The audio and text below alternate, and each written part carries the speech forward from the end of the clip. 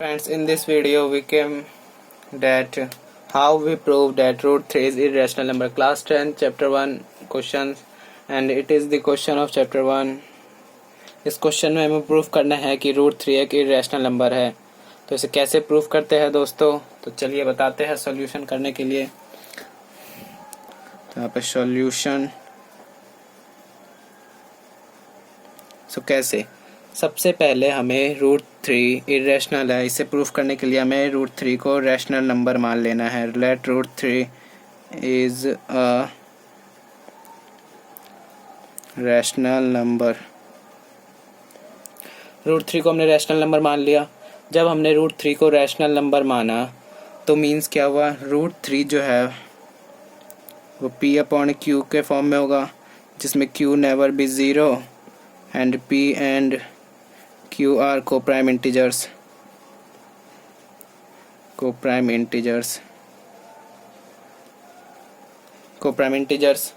ये हो गया दोस्तों.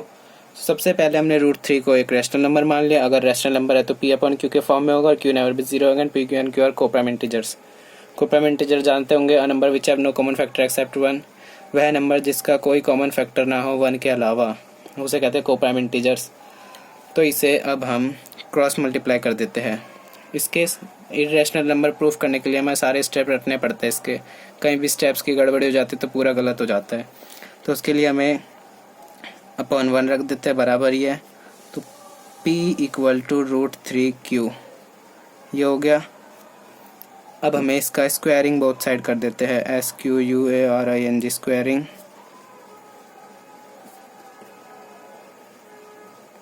स्क्वायरिंग बोथ साइड कर दिया. उसके बाद स्क्वायरिंग बोथ साइड में क्या होगा, p का square equal to root 3q का होल स्क्वायर.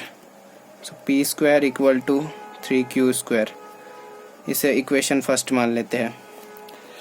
सो ये जो p स्क्वायर है वो 3q स्क्वायर के इक्वल है. मीन्स जो 3 हुआ वो p स्क्वायर का फैक्टर है. सो लिख लेते हैं 3 is a factor of p square. अगर ये p स्क्वायर का फैक्टर है, 3 अगर p स्क्वायर का फैक्टर है तो p का भी फैक्टर होगा.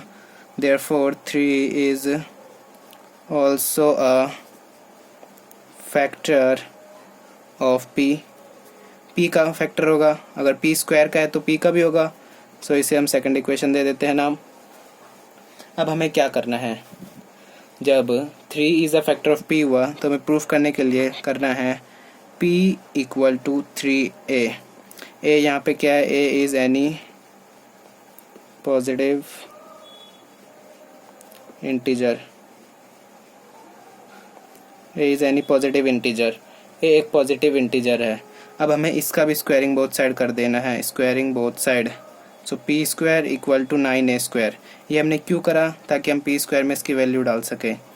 सो आगे करते हैं, put the value of p square in equation 1.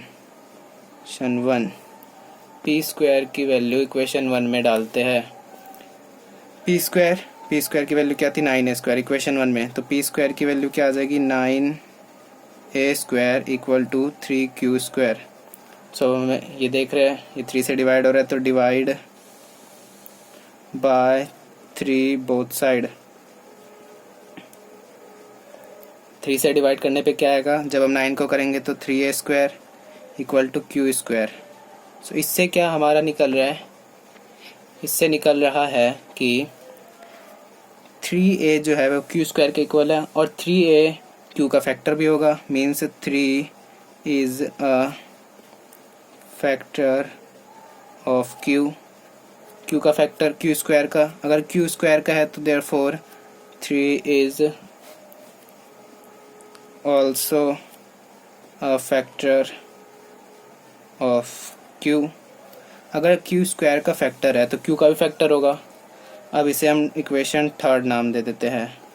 क्या क्या इक्वेशन बनाई, first equation, second equation and then third equation. Third equation ये है.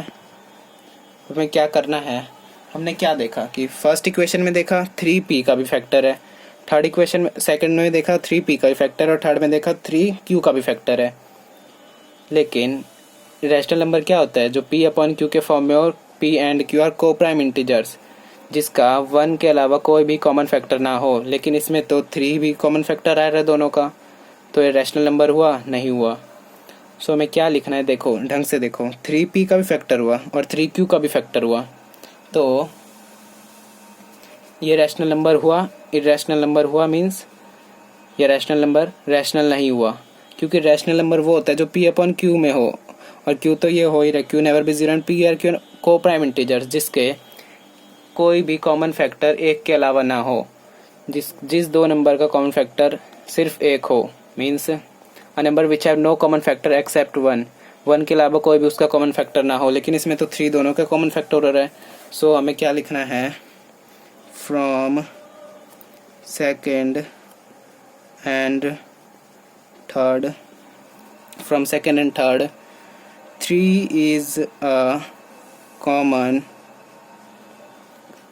factor of both means P and Q,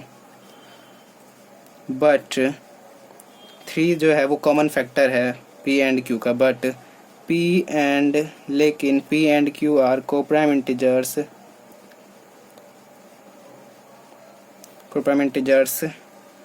which have no common factor except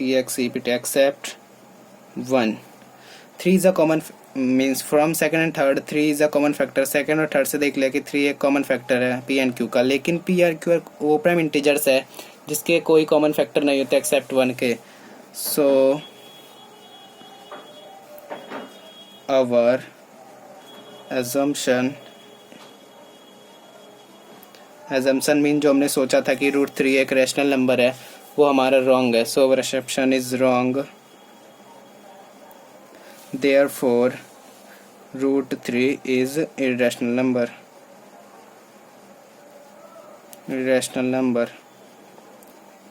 तो दोस्तों पूरा step आपको याद रखना पड़ेगा, ये स्टेप्स हमेशा याद रखने पड़ते हैं। क्या क्या करें दोस्तों, आपको अगर वीडियो समझ नहीं आए तो कमेंट सेक्शन में बताएं, और वीडियो को शेयर करो, ज़्यादा से ज़्यादा लाइक करें। हमने क्या करा है, पहला प्रूफ करा, पहले √3 को इरेशनल मान लिया, फिर हमने उसको मीन्स रैशनल नंबर माना तो P अपॉन Q के फॉर्म में किया, तो फिर स्क्वायरिंग बोथ साइड कर लिया। फिर हमने दिखाना है कि 3 जो है वह P का भी फैक्टर हो गया और Q का भी फैक्टर हो गया, इसलिए वह इररेशनल नंबर है। क्योंकि इररेशनल नंबर वो होते हैं जिसके को prime integers means P and Q are coprime integer जिसके नो कॉमन फैक्टर एक्सेप्ट 1 हो। लेकिन इसमें 3 दोनों के फैक्टर हो गए, P के भी और Q के भी, इसलिए यह इररेशनल नंबर प्रूव हो गया। और जो हमने कंट्राडिक्शन किया था कि सोचा था, वो हमारा गलत हो गया। Friends thank you for watching, channel को सब्सक्राइब कीजिए।